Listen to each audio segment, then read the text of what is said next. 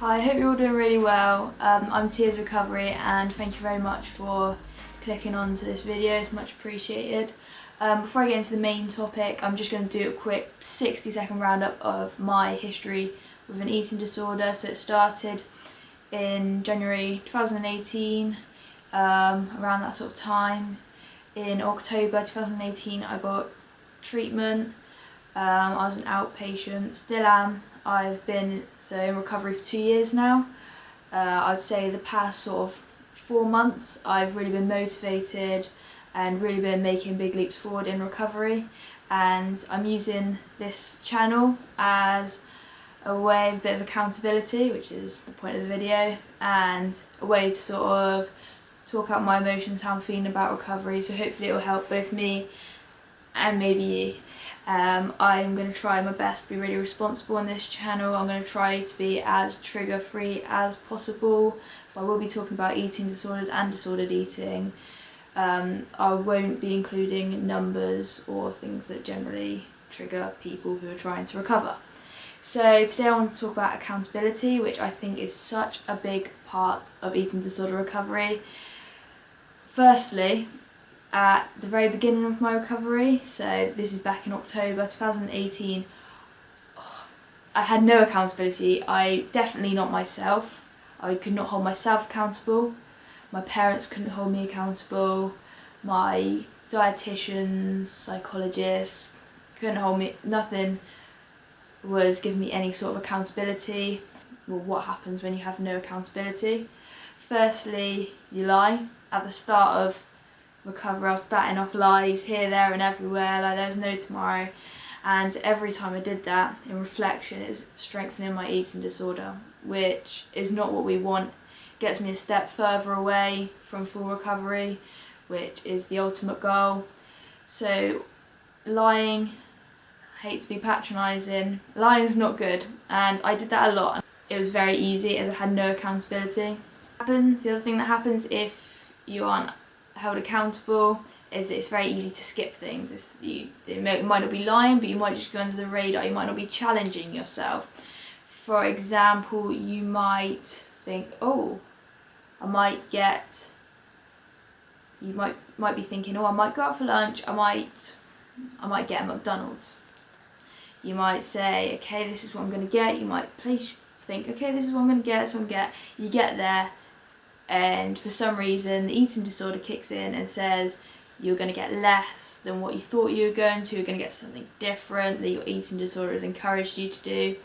And it basically, and not having accountability means that when that eating disorder moment comes in just before you're about to do it, then you're not really got the motivation to battle that. You sort of give into it, which is the last thing you sort of want to do, because as I said, it strengthens it even more and gets you a bit further away from your ultimate goal. So the main way that I held myself accountable was through messaging, and mainly photos actually really helped me. Sending them to, for me it's my mum, but it could be your parents, your partner, your really close friend, your psychologist, your dietitian, your recovery coach, whoever has knowledge of the situation and is part of your support network, who wouldn't mind receiving a photo of your lunch or cake at a cafe or something like that. So the way I did it with my mum is the other day. I'll show you examples on the screen.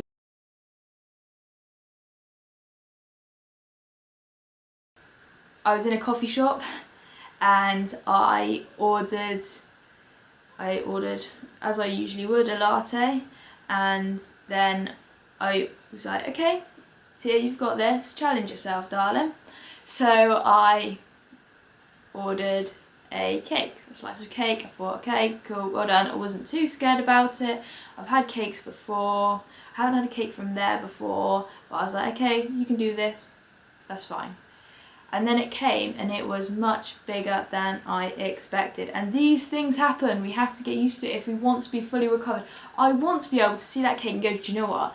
that looks lovely, instead of seeing them walk with it and go, wow, okay, I'm not sure I can do this. That's the last thing I want to feel. I want to enjoy it. So what I did, I texted my mum and I think I said, I don't think I can do this. I sent her a picture of the cake, and my mum's so supportive, so she came back with lots of lovely motivational responses. But that wasn't really what matters. As much as I appreciated it and I read it and all of that, that's not what I needed. I needed her to see that picture of the cake and the picture that I was going to send her when I finished the cake. That's all I needed to do, was get some accountability from her. Because quite honestly, as soon as I saw her, I was thinking, okay, I'm not going to eat all of this. How can I get out of this situation? Because I don't really want to look rude and leave it all on the plate, but how am I going to get out of this? And I thought, actually, Tia, you're going to want to be able to do this. Send a photo to your mum and say that you're going to send a photo when you finished it.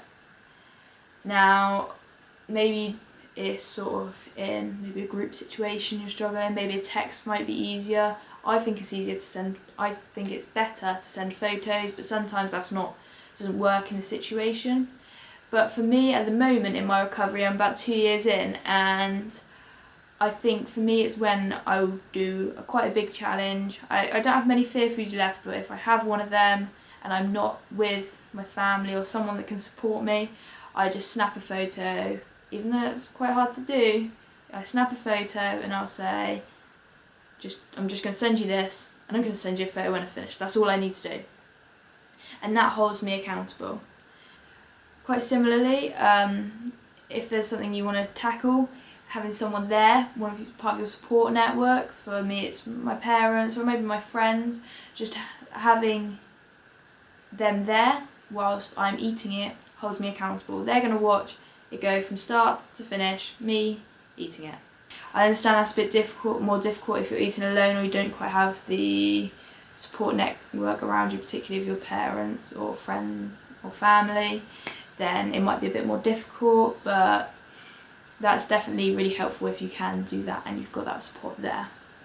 The reason I'm doing this challenge is to hold myself accountable, so that if I'm talking about challenging fear foods, I want to show that I'm challenging fear foods. I want you to see me do it 3 times in that week. I want to be able to hold myself accountable and say I'm going to do it and actually do it.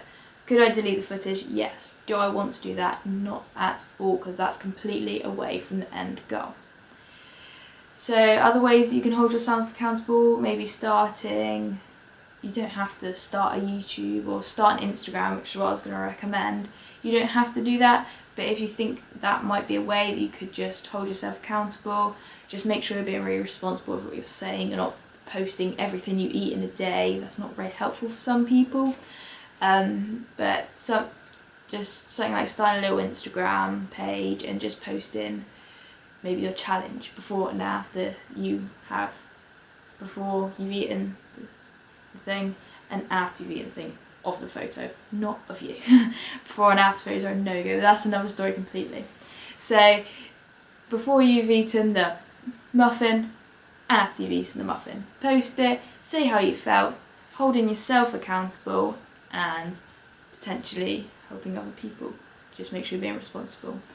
Numbers, not a good thing to tell people. Before and after of your self photos, not a good thing to tell people. Talking about weights, talking about things like that that might trigger people. Just be really, really cautious of that if you're posting anything on social media. But other than that, I think it's a great way to get a bit of accountability going. So I hope that I haven't spoken too quickly, because I have a really bad case of verbal diarrhea at the moment. So I hope that I didn't just absolutely waffle. Maybe I'll have to have some little instrumentals in the middle of that video just to sort of slow it down. I feel like I've said the word accountability so many times that it's lost its meaning. So I'm gonna shut up. No, I'm gonna have some dinner and probably watch a bit of Netflix and have a nice chilled evening, maybe edit this video. And do you know what, you probably don't care. So all the best, thank you very much for watching this video. Remember, hold yourself accountable, send messages to people, send photos to people, maybe start an Instagram page as long as you're being responsible. Take accountability, because you need it for recovery. I wish you all the best in your recovery journey.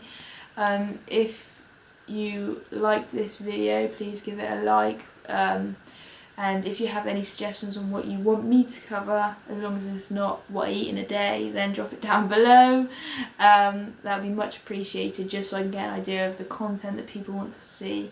I'm really excited for where this YouTube channel could go. I think it's going to be so helpful for me, and I really hope it can help you. So all the best and goodbye.